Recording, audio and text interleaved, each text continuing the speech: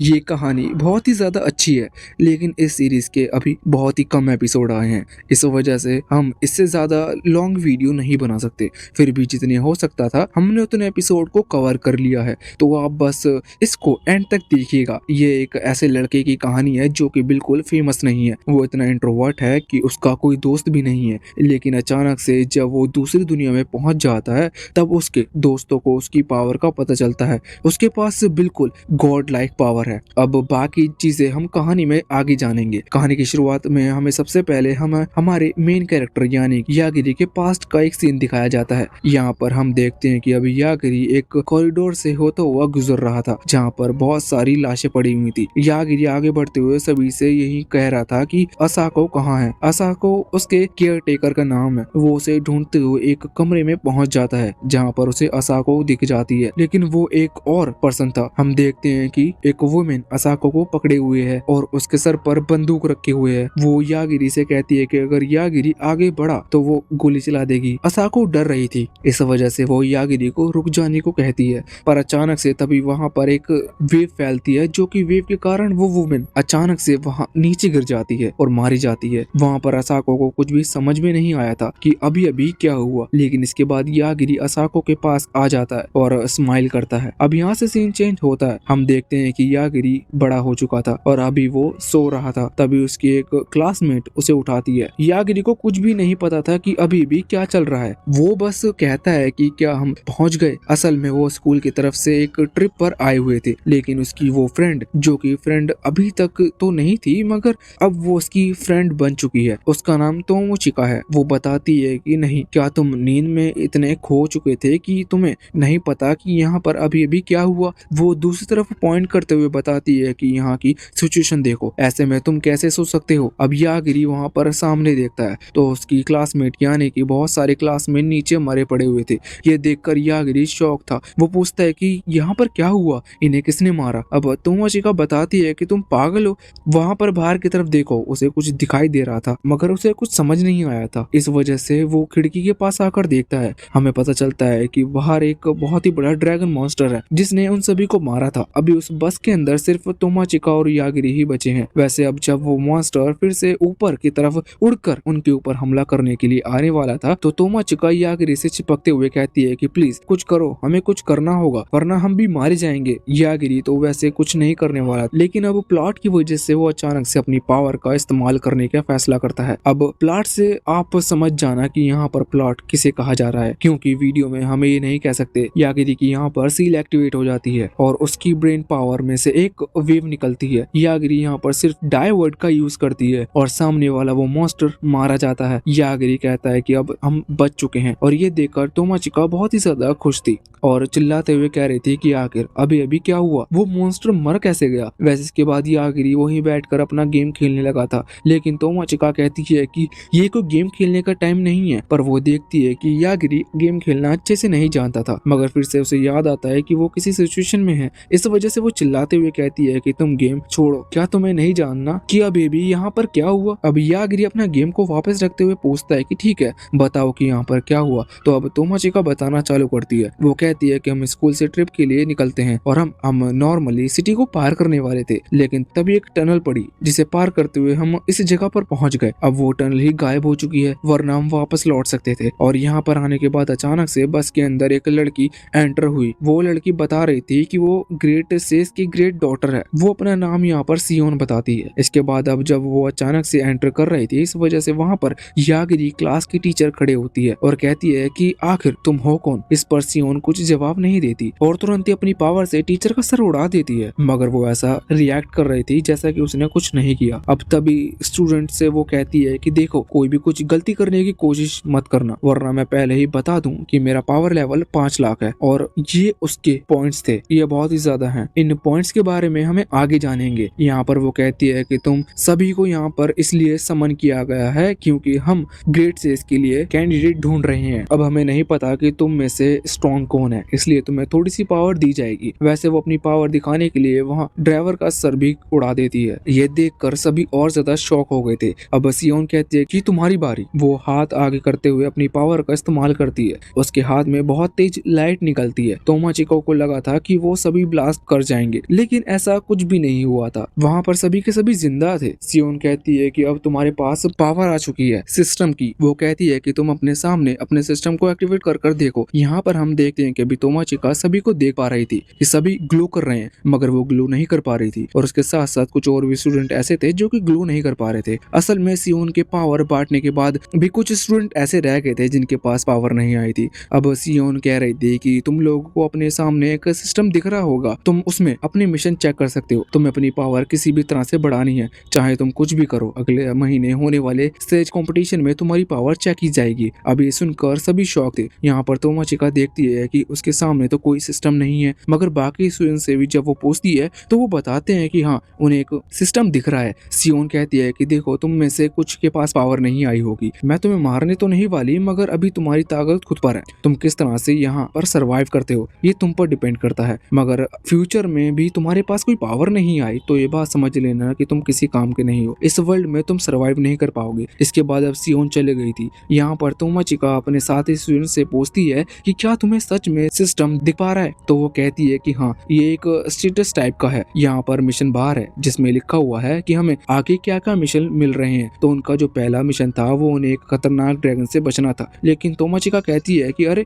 Dragon इस दुनिया में एग्जिस्ट ही नहीं करते। मगर ऐसा नहीं था, वो दूसरी दुनिया में है। मगर वो ड्रैगन इतना ज्यादा स्ट्रॉन्ग था कि पहले से ही स्टेटस बार में लिखा ये आ गया था कि उन्हें सिर्फ उससे बचना है, क्योंकि अभी उनकी पावर उन्हें इतनी अच्छे से नहीं पता कि वो उसे ड्रैगन को हरा पाएंगे कि नहीं। उनके बीच में एक स्टूडेंट जिसका नाम सेम है वो खड़ा हो जाता है और लीडर की तरह एक्ट करता है। वो वहाँ पर कह रहा था कि हम अकेले किसी तरह से सर्वाइव नहीं कर सकते, हमें साथ में मिलकर काम करना होगा। और इसके लिए उसने एक कागज दिया था जिसमें सभी को अपना नाम और उनकी पावर लिखनी थी, क्योंकि वो पावर सिर्फ उन्हें ही अपने स्टेटस में दिखती है। सभी लोग अपनी पावर के बारे में लिख देते हैं। जिसके बाद सेम कहता है कि ठीक है, तो हमें यहाँ से चलना होगा, क्योंकि हम उस ड्रैगन को अभी नहीं हरा पाएंगे, हमें बस यहाँ से निकलना है। वैसे सिल्वर को पता चलता है कि टोटल 4 लोग हैं जिनके पास कोई पावर नहीं है। अब जब वो वहाँ से जा रहे थे तो 4 लोग भी कोशिश करते हैं कि उस बस से निकलकर उनके साथ जाएं। तभी सेम उन्हें रोक देता है और वो कहता है कि तुम लोग अगर हमारे साथ आए तो तुम हम पर बर्डन बन सकते हो, और वैसे भी तुम्हारे पास कोई पावर नहीं है, इस वजह से तुम्हें यही रहना चाहिए और उस ड्रैगन को रोकना चाहिए। वैसे यागिरी अभी सो रहा था, इस वजह से तोमाचिका उसे उठाने के लिए जाती है, लेकिन यागिरी उठ नहीं रहा था। एक दूसरी लड़की जिसके पास पावर है वो कहती है कि तुम इसे उठा क्यों रही हो, तुम्हें तो चलना चाहिए। पर तोमाचिका कहती है कि नहीं, ये सो रहा है, उसे पता भी नहीं कि यहाँ पर क्या चल रहा है। और उसी समय वहाँ पर सेम आया था। एक लड़की वहाँ पर आती है जिसके पास पावर थी। वो कहती है कि हमें यहाँ से निकलना चाहिए। सेम कहता है कि बिल्कुल। वो पहले तो सीटों को सामने की तरफ से देखता है जिससे कि यहाँ बाकी 4 स्टूडेंट वहाँ से ना निकल सकें। और इसके बाद अब वो जो दूसरी लड़की थी जो अभी वहाँ पर आई थी, वो अपनी पावर का इस्तेमाल करती है। उसके पास चार्म इफेक्ट की पावर है। वैसे इस पावर की वजह से वहाँ पर उन चारों स्टूडेंट में से किसी को भी कुछ नहीं हुआ था। पर फिर सैम बताता है कि ये पावर अलग तरह से काम करती है, ये स्पेशली उन मॉन्स्टर के लिए बनाई गई है। ये पावर जिस पर भी यूज की जाएगी वो मॉन्स्टर उसे सेंस कर सकता है। इस वजह से इन्होंने इन चारों पर ये पावर यूज की। अब ये यहाँ से आराम से निकल जाएंगे और वो मॉन्स्टर इन्हीं को मारते रहेंगे जब तक ये मर नहीं जाते। अब वो लोग तो वहाँ से गेट लॉक करके चले गए थे। कुछ देर बाद वो फ्लाइंग ड्रैगन वहाँ पर आ जाता है और आने के बाद यहाँ बस के ऊपर हमला करना शुरू कर देता है। अब सीन अभी के टाइम पर आ गया था। हम देखते हैं कि अभी तोमाचिका और यागिरी ही जिंदा है, बाकी वो दोनों जो थे वो मारे गए थे। यागिरी सारी बात सुनता है और कहता है कि अब ड्रैगन मारा जा चुका है, इसका मतलब फर्स्ट मिशन तो पूरा हो गया होगा, आगे की मिशन हमें नहीं पता, लेकिन अब हम सेफ हैं। तभी यागिरी को याद आता है कि जो उसका गेमिंग डिवाइस है वो उसे इस वर्ल्ड में चार्ज नहीं कर सकता। इस वजह से वो बहुत ही ज्यादा दुखी था, पर वो खुद को संभालता है। अब वो कहता है कि हम यहाँ खिड़की से बाहर निकल सकते हैं। पहले तोमाचिका और बाकी लोगों ने ये बात सोची नहीं थी, मगर अच्छा हुआ उन्होंने ये नहीं सोचा, क्योंकि अगर वो वहाँ से बाहर निकलते तो ड्रैगन उनके स्मेल का पीछा करते हुए उन्हें भी खत्म कर देता। वैसे इसके बाद अब जब वो खिड़की से बाहर आ गए थे तभी कुछ देर बाद उन्हें सामने से 3 लोग उड़ते हुए आते दिखते हैं। वो दूर थे, इस वजह से साफ साफ तो नहीं दिख रहे थे। यहाँ पर तोमाचिका ने उन्हें पहचान लिया था। यागिरी ये देखकर शौक था कि तोमाचिका इतना दूर कैसे देख सकती है। अब तोमाचिका बताती है कि ये उन्हीं के क्लासमेट है। वो तीनों यहाँ पर आते हैं तो यागिरी उनसे पूछ अच्छे से बात करने वाला था, लेकिन तोमाचिका कहती है कि नहीं, पहले हमें यहाँ पर मरने के लिए छोड़ दिया गया, अब ये शायद हमें रेस्क्यू करने के लिए आ रहे हैं। इन्हें लग रहा होगा कि हमारे पास कोई पावर नहीं है। अब जब वो तीनों यहाँ पर आते हैं तो देखकर शौक थे कि ये दोनों यहाँ जिंदा कैसे बच गए। हमें पता चलता है कि असल में वो यहाँ पर इसलिए आए हैं क्योंकि उन तीनों में से एक के पास हीलिंग पावर है और और इस हीलिंग पावर में से मैं उसे ये पावर भी मिली हुई है कि अगर वो किसी डेड बॉडी के ऊपर अपनी एनर्जी को डालता है तो वो उसे ज़ॉम्बी की तरह यूज कर सकता है, अपना वेपन बना सकता है। इसलिए वो यहाँ पर सारे डेड बॉडीज को लेने के लिए आए थे। पर अब जब वो देखते हैं कि यागिरी और तोमाचिका बचे हुए हैं और उन्होंने उस बड़े से ड्रैगन को खत्म कर दिया तो वो शॉक थे। मगर वो पूछते हैं तो यहाँ पर उन्हें पता था कि इन दोनों के पास कोई पावर नहीं है, इस वजह से वो इन्हें सीरियसली नहीं ले रहे थे। वो तीनों बस ये कहते हैं कि तोमाचिका उनकी टीम को ज्वाइन कर सकती है, वो यागिरी को ज्वाइन करने को नहीं कह रहे थे। यहाँ पर उनके बीच में जो लड़का खड़ा था वो उन तीनों की टीम का फाइटर था, मतलब उसके पास फाइटिंग पावर्स हैं। वो जैसे ही अपने फायर पावर को इस्तेमाल करता है तो वहाँ पर बहुत तेज धमाका होता है और एक माउंटेन ब्लास्ट कर जाता है। इस वजह से उसे फाइटिंग की पोजीशन दी गई थी और एक को हिलर की दूसरे की पावर अभी हमें नहीं बताई जाती। अब वो तोमाचिका को कह रहे थे कि तुम हमारी टीम को ज्वाइन कर लो, इससे तुम सर्वाइव कर पाओगी। लेकिन तोमाचिका जानती थी कि वो ऐसा क्यों कह रहे हैं, क्योंकि असल में वो एक लड़की है, इस वजह से उसे अपनी टीम ज्वाइन करने को कह रहे हैं। पर वो यहाँ पर यागिरी को भी धोखा नहीं दे सकती थी। साथ ही साथ वो जानती थी कि ये लोग ऐसा क्यों कर रहे हैं। वैसे अब वो जो उनका फाइटिंग प्लेयर था, मतलब जो उनका लीडर था, वो आगे बढ़कर यहाँ तोमाचिका को अपनी तरफ अपनी टीम में लेना चाह रहा था। लेकिन इतने में ही यागिरी अपनी फिंगर को आगे करता है और उसे डाई कह देता है, जिस वजह से वो यहाँ पर मारा जाता है। ये देखकर अब बाकी वो दोनों बहुत ही ज्यादा शॉक थे। यागिरी कहता है कि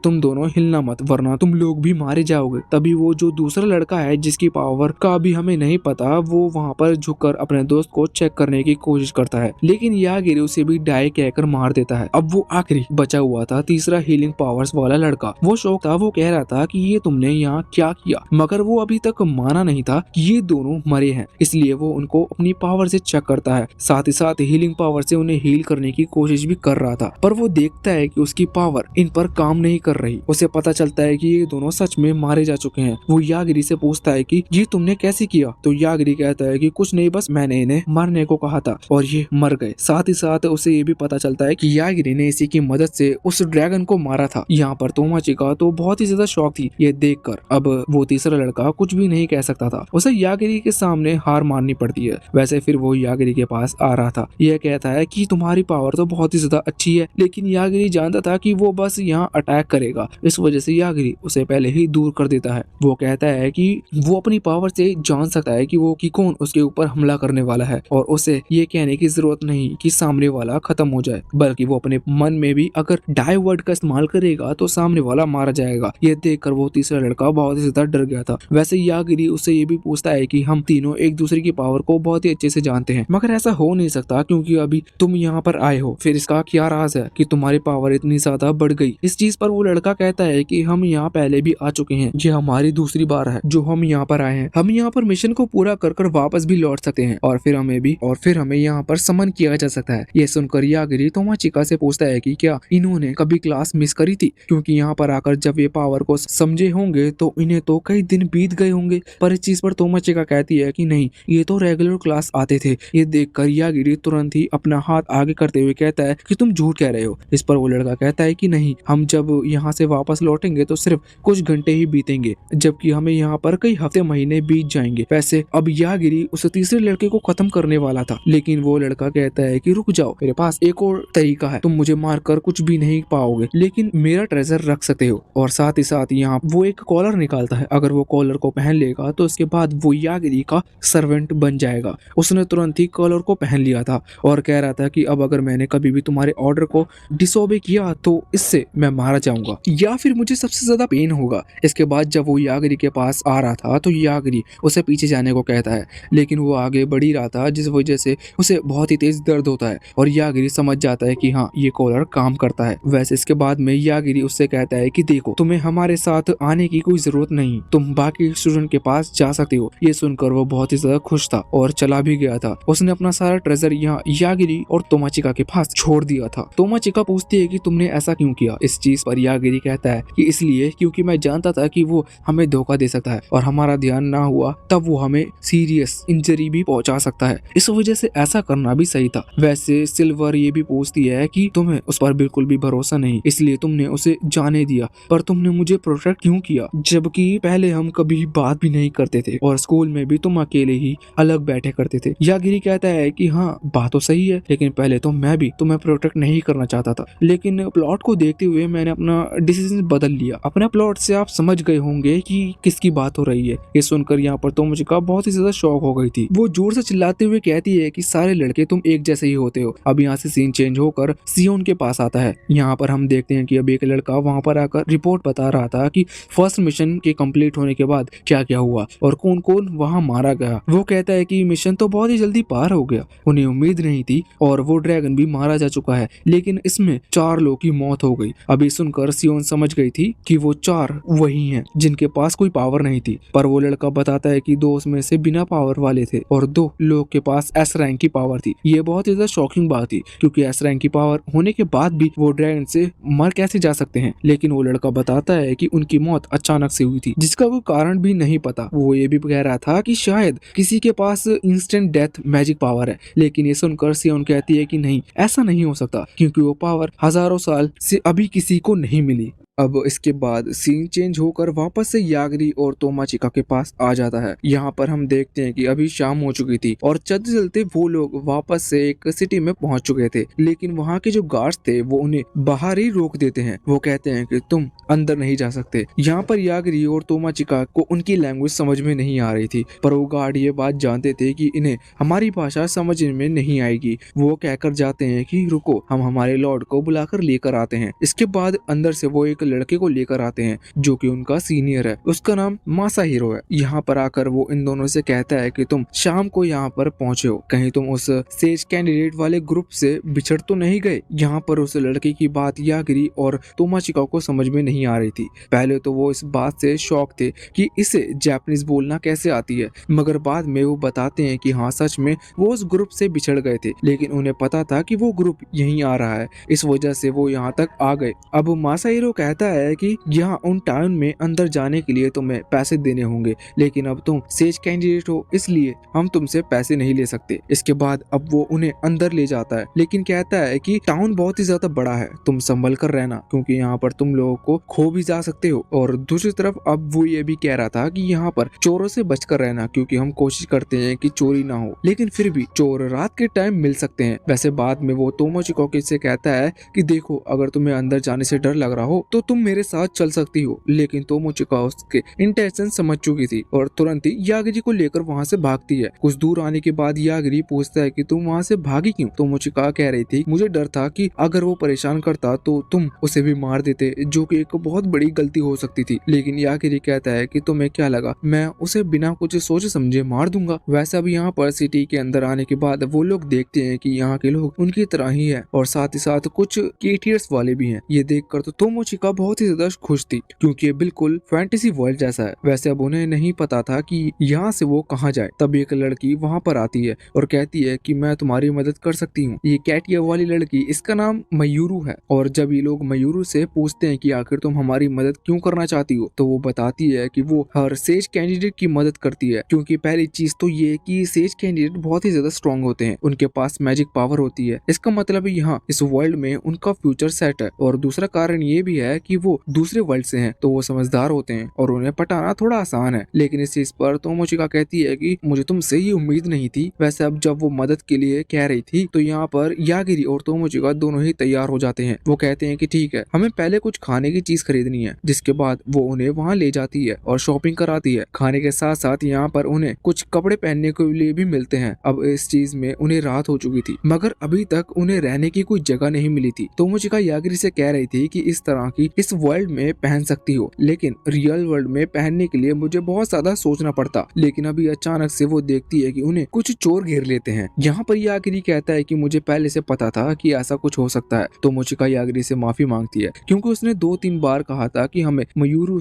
पर भरोसा कर लेना चाहिए। असल में मयूरू ने ही इन सभी चोरों को कहा था कि वो यहाँ पर उनका इंतजार करे, वो सेज कैंडिडेट को यहाँ पर लेकर आएगी। अब यागिरी और तोमोचिका दोनों ही सिचुएशन देखते हुए उन चोरों से पूछते हैं कि क्या तुम्हें पैसे चाहिए? इस चीज पर वो कहते हैं कि हाँ, पैसे तो हमें चाहिए, मगर हमारा मेन टारगेट सेज कैंडिडेट होते हैं। वो यहाँ पर बताते हैं कि सेज कैंडिडेट जब जब इस वर्ल्ड में आते हैं तो उन्हें पावर दी जाती है और उस पावर से वो लोग सिटी के अंदर तबाही फैलाते हैं और वो इतने स्ट्रांग होते हैं कि हम उनसे लड़ नहीं सकते, इसलिए उनसे लड़ने का कोई फायदा नहीं। पर जिन लोगों के पास पावर नहीं होती हम उन्हें मार कर बदला लेते हैं, इसलिए उन्हें अभी यागिरी और तोमोचिका को यहाँ पर रोक लिया था। अब तोमोचिका तो इस चीज से बहुत ही ज्यादा डर जाती है, लेकिन यागिरी तोमोचिका से कहता है कि देखो मुझे तुम्हारी परमिशन की जरूरत है। तुमने कहा था कि मैं सबको मार देता हूँ, अगर तुम मुझसे कहो तो मैं अपने आप को बचाने के लिए इन्हें मार सकता हूँ। अब इस चीज पर हाँ करने से पहले तोमोचिका वहाँ मयूरू को समझाती है। वो उससे कहती है कि देखो यागरी जितना कमजोर लगता है उतना कमजोर है नहीं, वो तुम लोगों को आराम से खत्म कर देगा, इसलिए सिचुएशन को समझो और हमें जाने दो। पर मयूरू जानती थी यागरी में बिल्कुल ताकत नहीं है, वैसे भी उसे सेज कैंडिडेट की पावर नहीं मिली, इस वजह से वो कहती है कि मुझे झूठ मत कहो। पर अब यागरी अपनी पावर दिखाता है। उन लोगों को चारों तरफ से घेरा गया था, इस वजह से पीछे जितने भी चोर खड़े हुए थे यागरी उन्हें डायवर्ट का यूज करता है। वो सभी अचानक से नीचे गिरते हैं, इसलिए सामने जितने भी चोर थे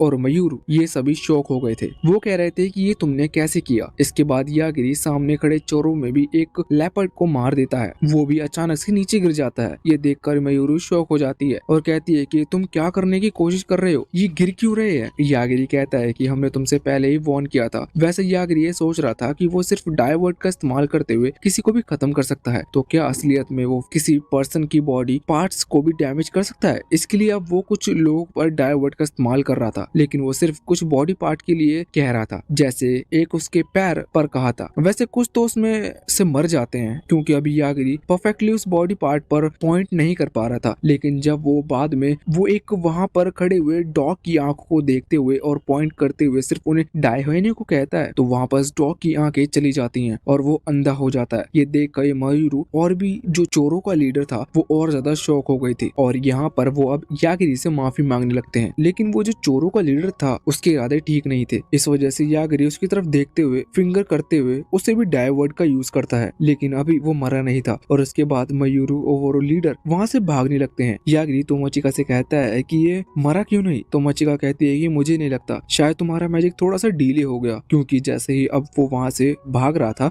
तो अचानक से वो नीचे गिर जाता है। इसका मतलब यागरी की मैजिक पावर ने असर किया, लेकिन थोड़ा सा लेट किया, मगर इतने में ही मयूरू वहाँ पर भाग चुकी थी। पर यागरी का मैजिक उस पर भी काम करता है और अब जब वो वहाँ से निकलने वाले थे तभी वहाँ पर कुछ नाइट सोल्जर आ जाते हैं। वो कहते हैं कि कमाल है, ये अचानक से सभी के सभी नीचे कैसे गिरे पड़े, जबकि तुमने तो कुछ किया नहीं। अब उनके इतने कहते ही तोमोचिका और यागरी समझ जाते हैं कि ये लोग उन्हें छुप कर देख रहे थे, लेकिन इनकी मदद करने के लिए नहीं आए। इस वजह से तोमोचिका उन पर गुस्सा करते हुए चिल्लाती है। अब उन नाइट्स के जो लीडर्स थे वो कह रही थी कि हम बचाने के लिए आते हैं, लेकिन हमने सोचा क्यों ना तुम्हारा सामान चोरी हो जाने दे। इसके बाद ये लोग अपने हाइड आउट्स पर आ जाते हैं और हमें इन्हें रंगे हाथों पकड़ सकते थे और साथ ही बाकी चोरी का सामान भी पकड़ सकते थे। अब वैसे वो कैप्टन तो वहाँ से चली जाती है, लेकिन उसके साथ में जो उसका जूनियर था जिसका नाम जॉर्ज है, वो यहाँ पर यागरी और तोमोचिका से माफी मांगता है। वो कहता है कि हमारी कैप्टन ऐसी ही है, हमें माफ कर दो। इसके बाद जब यागरी उससे पूछता है कि हमें रात रुकनी है तो क्या कोई जगह है, तो वो बताता है कि हाँ आप लोग होटल में रुक सकते हो। वो उसकी लोकेशन भी बता देता है। अब यागरी और तोमोचिका जब वहाँ पर जाते हैं तो हम देखते हैं कि वो होटल छोटी मोटी नहीं बल्कि ये कासल की तरह थी। पहले तो तोमोचिका को लगा था कि सच में कोई कासल है, लेकिन अंदर आने के बाद उन्हें पता चलता है कि नहीं, एक बड़ी सी होटल है जिसमें बहुत ही सारे रूम है। यहाँ पर पैसे बचाने यागरी कहता है कि क्या हम एक ही रूम में रह सकते हैं, लेकिन तोमोचिका को लगता है कि इसका कुछ गलत मतलब है, इसलिए वो मना कर देती है। इसके बाद उन्होंने 2 रूम ले लिए थे। अब तोमोचिका अपने वाले रूम में आ जाती है। यहाँ पर आकर वो सोच रही थी कि आखिर यागरी ने उसे रूम शेयर करने को क्यों कहा, वो क्या चाहता है। लेकिन फिर उसे यागरी की कही हुई बात याद आती है कि वो उसके प्लॉट के पीछे था। अब इस चीज से वो बहुत ही ज्यादा गुस्सा हो रही, तभी अचानक से उसके सामने एक स्प्रिट आ जाती है। अब तोमोचिका उसे देखकर डर गई थी, मगर उसे वो स्प्रिट अपनी बड़ी सिस्टर की तरह दिख रही थी, क्योंकि उसकी शक्ल उस तरह की थी। मगर वो स्प्रिट बताती है कि वो उसकी बड़ी सिस्टर नहीं है,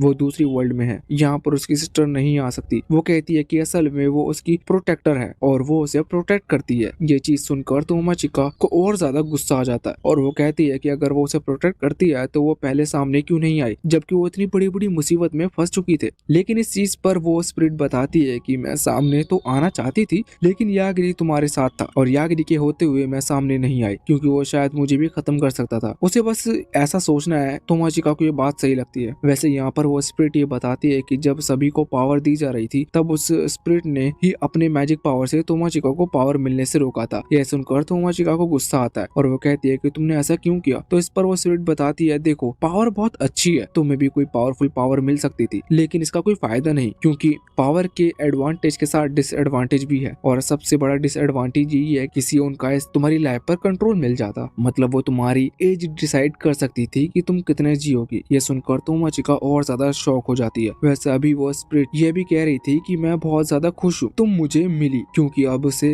तोमाचिका उसकी सक्सेसर है और वो उसे अपनी सीखी हुई टेक्निक सिखा सकती है। अगले दिन हम देखते हैं कि जब तोमाचिका यागिरी के पास जा रही थी तो यागिरी देखता है कि तोमाचिका बड़ी थकी हुई सी लग रही है, मगर वो सोचता है कि शायद ऐसा कल के इंसिडेंट के बाद हुआ हो। वो कल बहुत ज्यादा परेशान हुई थी। वैसे अब तोमाचिका के यहाँ पर आने के बाद यागिरी उससे कहता है कि अब हम यहाँ पर और नहीं रुकने वाले, तो क्या हम बाकी सभी के पास चलें? यागिरी ने अभी वहाँ की जो रिसेप्शनिस्ट थी कैलिस्टीना, उससे पूछ लिया था कि वो लोग कहाँ गए हैं। उसने उन्हें लोकेशन बता दी थी। वो लड़की इतनी अच्छी थी कि उसने इन्हें कई टूल्स भी दिए थे, जैसे कि एक लैंग्वेज ट्रांसलेटर टूल, जिसकी मदद से वो बाकी लोगों की भाषा समझ पाएंगे और उनसे कम्युनिकेट कर पाएंगे। और इसके साथ साथ उसने और भी चीजें दी थी। सबसे जरूरी चीज यहाँ पर ये थी कि एक चार्जर, जो कि यागिरी उस गेम डिवाइस को चार्ज कर सकता है, जिस वजह से यागिरी बहुत ज्यादा खुश था। वहाँ पर उसने कुछ टिकट भी दे दी थी, जिससे कि वो यहाँ से निकल सकते हैं ट्रेन के थ्रू। यागिरी इस चीज पर खुश होते हुए अपने पास जितनी भी ट्रेजर था वो उसे दे देता है और कहता है कि तुम मना मत करना। अब अगले सीन में हम देखते हैं कि ये लोग वहाँ ट्रेन से निकल चुके थे। वैसे तोमाचिका ने यागिरी को अपने एंसेस्ट्रल के बारे में बता दिया था, लेकिन अभी जो एंसेस्ट्रल है वो उससे बहुत ही ज्यादा डर रही थी। तोमाचिका यागिरी से पूछती है कि क्या यागिरी उसकी एंसेस्ट्रल को देख सकता है।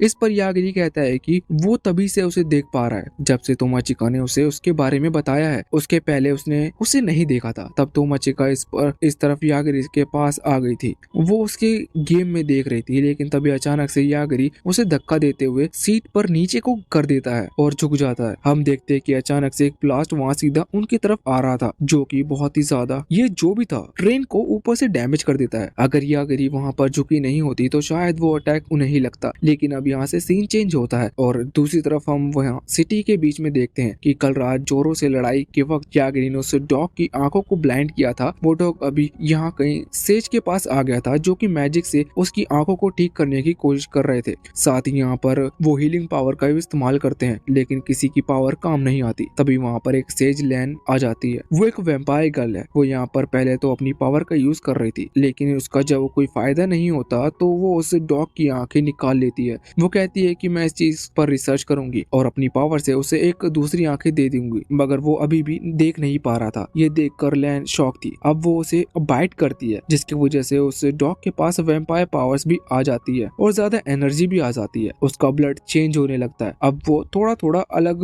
भी लग रहा था और उसकी पावर भी बढ़ गई थी, लेकिन इसके बाद भी उसकी आंखें नहीं आई थी। अब तब अचानक से वहाँ वो जिस बिल्डिंग में थे वहाँ पर एक ब्लास्ट होता है। एक लड़का जिसका नाम एयरएल है वो वहाँ पर आता है और तुरंत लैन के ऊपर हमला कर देता है और ब्लास्ट के बाद वो पूरी बिल्डिंग ही उड़ चुकी थी, मगर लैन को वहाँ पर कुछ नहीं हुआ था। वो कहती है कि मैं एक सेज हूँ और इस वजह से तुम्हारा कोई भी अटैक मुझे डैमेज नहीं पहुंचा सकता, जबकि बाकी जो वहाँ पर थे वो दूसरी तरफ फिक चुके थे। इसके बाद लैन ये भी कहता है कि अगर सच में तुम मुझे मार देते हो तो मैं तुम्हें थैंक यू कहती, पर तुम ऐसा नहीं कर पाए। और इसके बाद वो एयरल को उठाते हुए वहाँ से नीचे फेंक देती है। अब यहाँ से फिर से सीन चेंज होता है और अब हम यागिरी और तोमाचिका के पास आ जाते हैं। यहाँ पर अभी वो लोग उस ट्रेन से बाहर आ गए थे देखने के लिए कि ये धमाका किस चीज का था। उन्हें पता चलता है कि सामने कोई लड़ रहा है। यागिरी को तो इतना दूर तक कुछ भी नहीं दिख रहा था, लेकिन तोमाचिका यहाँ पर उसे बताती है कि कोई सेज सामने किसी बड़े से रोबोट से फाइट कर रहा है। अब सेज तो उस वर्ल्ड को प्रोटेक्ट करते हैं, इस वजह से साफ पता चलता है कि वो रोबोट बुरा है। इस वजह से सेज उस पर हमला कर रहा है। तोमाचिका यहाँ पर यागिरी से कहती है कि क्या तुम अपनी पावर का इस्तेमाल करने वाले हो, जिस पर यागिरी कहता है बिल्कुल नहीं, मैं जानता हूँ कि मेरे पास अच्छी खासी पावर है, लेकिन मुझे इसका संभल के यूज करना है। और वैसे भी अगर मैं हर छोटी छोटी चीज पर इस पावर का इस्तेमाल करने लगा तो यहाँ पर इस दुनिया में कोई नहीं बचेगा। अब तोमाचिका को उसकी बात सही लग रही थी, लेकिन उसी दौरान उनकी तरफ वो सेज अटैक कर देता है और सेज ने उस रोबोट पर अटैक किया था, मगर वो रोबोट वहाँ से हट गया था। यह अटैक अभी तोमाचिका और यागिरी को लगने वाला था, लेकिन इतने में ही वो रोबोट डायरेक्शन चेंज करते हुए यहाँ यागिरी और तोमाचिका के सामने आकर उस अटैक को अपने ऊपर ले लेता है। मगर अभी उस अटैक का कुछ डैमेज वहाँ सामने की तरफ आया था, लेकिन यागिरी ने तोमाचिका को बचा लिया था। अब जब वो सेज वहाँ पर आता है तो यागिरी उससे पूछता है कि तुम हमारे ऊपर हमला क्यों कर रहे हो, लेकिन जो सेज लोग हैं ये खुद को बड़ा मानते हैं क्योंकि उनके पास बहुत पावर है। वो यागिरी और तोमाचिका से कहते हैं कि झुक कर मुझे प्रणाम करो और तुम्हारी हिम्मत कैसे हुई मुझसे बात करने की। ये देखकर यागिरी को थोड़ा गुस्सा आ जाता है और वो उसे डाइवर्ट कह देता है। इस वजह से वो सेज वहीं पर मारा गया था। ये देखकर तोमाचिका शॉक थी और कह रही थी कि अभी अभी तुमने कहा कि तुमने खुद के लिए कुछ रूल्स बनाए हैं और तुम अपनी पावर का देखकर इस्तेमाल करोगे, लेकिन इस पर यागिरी कहता है कि उसके पास एक परफेक्ट रीजन हो चुका था इसे मारने के लिए। अब तभी वो व्हाइट रोबोट वहाँ पर आता है और यागरी के सामने झुकते हुए कहता है कि तुम्हारा बहुत बहुत शुक्रिया, और वो यह भी कह रहा था कि तुम्हें जो कुछ चाहिए तुम मुझसे मांग सकते हो। तोमोचिका कहती है कि शायद ये हमसे डर रहा है। अब यागरी वैसे तो कुछ नहीं मांगना चाहता था, पर फिर भी उससे पूछता है कि क्या कोई तरीका है जिससे हम हमारे वर्ल्ड में जा सकें। उस रोबोट को ज्यादा कुछ नहीं पता था। वो कहता है कि देखो, मैं भी इस वर्ल्ड का नहीं हूँ, लेकिन मैं सिर्फ अपनी वर्ल्ड में जाने का रास्ता जानता हूँ। असल में वो ये भी बताता है कि उसकी जो वर्ल्ड है वो इस दुनिया से थोड़ा दूर है और वहाँ पर पहुँचने के लिए उन्हें सही अमाउंट में एनर्जी और साथ ही साथ सही कोऑर्डिनेट, मतलब उस वर्ल्ड की दिशा चाहिए। यागरी कहता है कि इसका मतलब हम हमारे वर्ल्ड को भी इसी तरह से ढूंढ सकते हैं। इस पर रोबोट कह रहा था कि अभी यागरी को एनर्जी बढ़ाने की जरूरत, तभी वो यहाँ से वहां जा पाएगा। अभी यागरी कह रहा था कि क्या हम तुम्हारे वर्ल्ड में भी चल सकते हैं। तो इस पर वो रोबोट कहता है कि हाँ, ये पॉसिबल तो है, लेकिन नहीं, क्योंकि वो यागरी जितना खतरनाक इंसान को अपने वर्ल्ड में नहीं लेकर जाएगा। अब इसके बाद वो रोबोट कहता है कि अगर आपको और कुछ चाहिए तो आप मुझसे मांग सकते हो। पर यागरी यहाँ पर कुछ भी कह सके इससे पहले ही वहाँ तोमोचिका की वो स्पिरिट गार्जियन आ जाती है। अब यहाँ से सीन चेंज होकर वहाँ सियोन और लैन के पास आता है। वहाँ पर आकर एक व्यक्ति बताता है कि यागरी नाम के एक लड़के ने सेज को खत्म कर दिया है और पक्का उसके पास इंस्टेंट डेथ मैजिक पावर है। ये सुनकर वो शॉक थे और लैन तो यहाँ पर इस पावर के बारे में सुनकर बहुत ज्यादा इंटरेस्टेड लग रही थी। उसे यागरी से मिलना था। सियोन कहती है कि काश हमारे पास ऐसी पावर होती जिससे कि हम इंस्टेंट डेथ से भी बच सकते। यहाँ पर वो सभी सेज से बात कर रही थी। अब वो लैन से कहती है कि तुम्हें जल्द से जल्द उसी सिटी की तरफ निकलना होगा जहाँ पर यागरी जा रहा है और उन्हें ढूंढना होगा। लैन हाँ कर देती है। अब सीन चेंज होता है। हम देखते हैं कि यागरी और तोमोचिका भी जंगल में रुके हुए थे क्योंकि रात हो गई थी। रात को आगे नहीं बढ़ना चाहते, वो खाना खाने की तैयारी करते हैं। तभी यहाँ पर तोमोचिका की एंस्ट्रल स्पिरिट आती है और उसे एक तलवार देती है। लेकिन इसके साथ ये पार्ट यहीं पर एंड होता है।